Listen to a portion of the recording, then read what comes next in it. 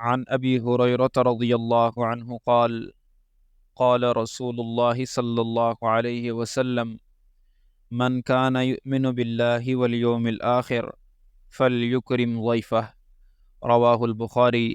او كما قال علیہ الصلاۃ والسلام۔ حضرت ابو ہریرہ رضی اللہ تعالی عنہ سے روایت ہے کہ حضور اقدس سرور عالم صلی اللہ علیہ وسلم نے ارشاد فرمایا، جو شخص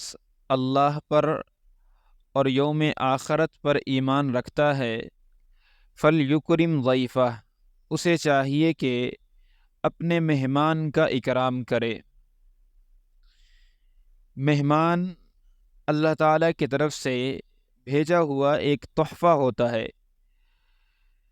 حضرت ابو قرصافہ رضی اللہ عنہ فرماتے ہیں کہ آپ صلی اللہ علیہ وسلم نے فرمایا، جب اللہ تعالیٰ کسی بندے کے ساتھ بھلائی کا ارادہ فرماتے ہیں تو اسے تحفہ بھیجتے ہیں۔ تو صحابہ نے پوچھا کہ یا رسول اللہ، یہ تحفہ کیا ہوتا ہے؟ تو آپ نے فرمایا کہ مہمان۔ تو مہمان اللہ کا تحفہ ہے، اور ارشاد فرمایا کہ وہ اپنا رزق ساتھ لے کر آتا ہے، اور جب جاتا ہے تو گھر والوں کی مغفرت کروا کر جاتا ہے۔ اللہ اکبر کبیرہ، کتنی بڑی فضیلت ہے کہ وہ رزق بھی اپنا ساتھ لاتا ہے، اور پھر اس کے بعد جب واپس جاتا ہے تو گھر والوں کی مغفرت کروا کر جاتا ہے۔ تو اس لیے مہمان کے آنے پر اپنی حد الوسع گنجائش کے مطابق اس کا اکرام کرنا چاہیے۔ اکرام کا مطلب یہ ہے کہ جو کھانا پینا اور جو رہائش بندہ اپنے لیے یا اپنی اولاد کے لیے پسند کرتا ہے، مہمان کے لیے بھی وہی پسند کرے، نہ یہ کہ اپنے لیے تو اچھا عمدہ کھانا پسند کرے اور مہمان کو ادنا کھانا دے، وسعت کے باوجود بھی یہ ناپسندیدہ ہے۔ ہاں، البتہ اتنا تکلف کرنا کہ اس تکلف کی وجہ سے اپنی طبیعت پر بوجھ ہو جائے، یہ بھی ٹھیک نہیں ہے، بلکہ سنت طریقہ یہ ہے کہ جو ما حضر ہو، گھر میں جو موجود ہو، وہ مہمان کے سامنے پیش کر دیا جائے۔ البتہ اس میں یہ بات بھی ملحوظ خاطر رہے کہ روایات سے پتہ چلتا ہے کہ مہمان کا اکرام ایک دن اور ایک رات ہے، اور اس کی ضیافت 3 دن اور 3 رات ہے۔ اس کے علاوہ وہ صدقہ ہے۔ مطلب اس کا یہ ہے کہ ایک دن اور ایک رات تو بندے کو تکلف کرنا چاہیے، نہ چاہتے ہوئے بھی اس کے لیے کچھ اچھا کھانے کا انتظام کرنا چاہیے۔ بلکہ یہاں تک بھی لکھا ہے امام غزالی رحمہ اللہ تعالیٰ نے کہ مہمان کے کھانے کے اوپر جو خرچ کرتا ہے اور جو بندہ تنگی کے باوجود مہمان کو اچھا کھانا کھلاتا ہے، اللہ تعالیٰ قیامت کے دن اس کا حساب نہیں لے گا۔ چنانچہ ہمارے اسلاف اور اکابر کا یہ معمول تھا، ان کی اپنی زندگی کا کھانا بہت سادہ ہوتا تھا، لیکن جب کوئی مہمان آ جاتا تھا تو مہمان کے لیے نہایت پرتکلف کھانے کا اہتمام فرماتے تھے۔ یہ اس لیے کہ اس مہمان کا حق ہوتا ہے۔ امام بخاری رحمہ اللہ تعالیٰ نے صحیح بخاری کے اندر ایک باب قائم کیا ہے، التکلف للضیف، یعنی اس کا مطلب یہ ہے کہ مہمان کے لیے اہتمام اور تکلف کرنا۔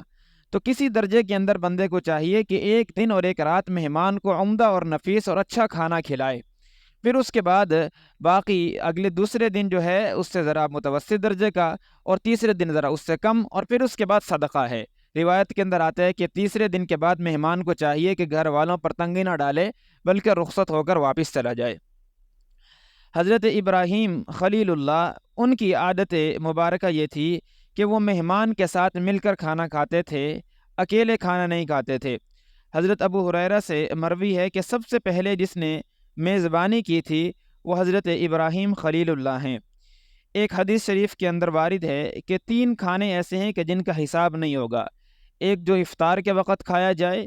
اور دوسرا جو سحری کے وقت کھایا جائے، اور تیسرا وہ جو مسلمان بھائیوں کے ساتھ جو بطور مہمان کے آیا ہو اس کے ساتھ بیٹھ کر کھایا جائے۔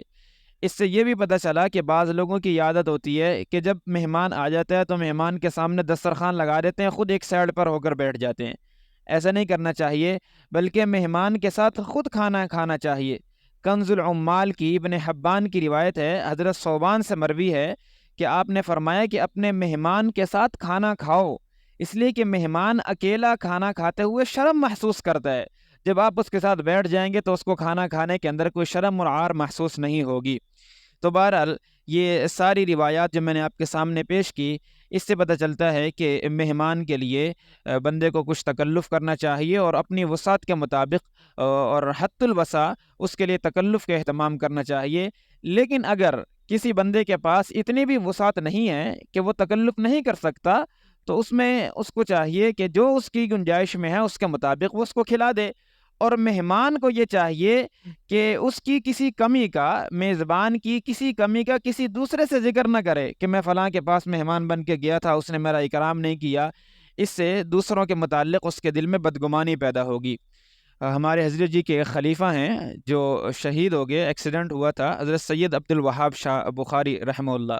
بڑے اللہ والے آدمی تھے، اور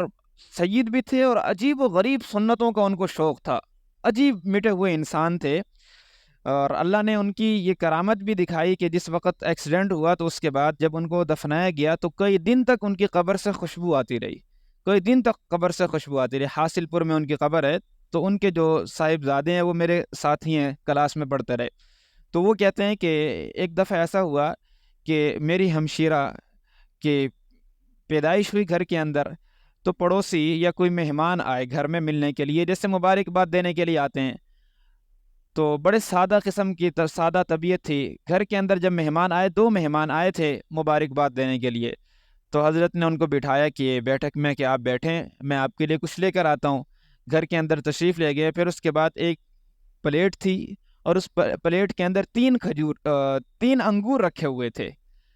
اور پھر فرمایا کہ حضور صلی اللہ علیہ وسلم کی ایک حدیث ہے کہ جس کا حاصل یہ ہے کہ مہمان کے سامنے ما حضر پیش کر دو۔ میں گھر گیا، میں نے فریج کھولی تو اس میں مجھے یہ صرف 3 انگور پڑے ہوئے نظر آئے، تو لہٰذا آج ہم اس سنت پر بھی عمل کرتے ہیں، 1 انگور آپ لے لیں، 1 انگور دوسرے ساتھی کو دیا، اور تیسرا انگور خود کھا لیا۔ سبحان اللہ، یہ تھی ان کی سادگی۔ اور انہوں نے پھر ان کو بتایا کہ یہ حضور صلی اللہ علیہ وسلم کی سنت ہے، ہاں کبھی کبھی تکلف کے ساتھ بھی اہتمام کرنا چاہیے، لیکن کبھی کبھی سادگی کے ساتھ بھی کر دینا چاہیے۔ اللہ تعالیٰ ان سنتوں پر عمل کرنے کی توفیق مرحمت فرمائے۔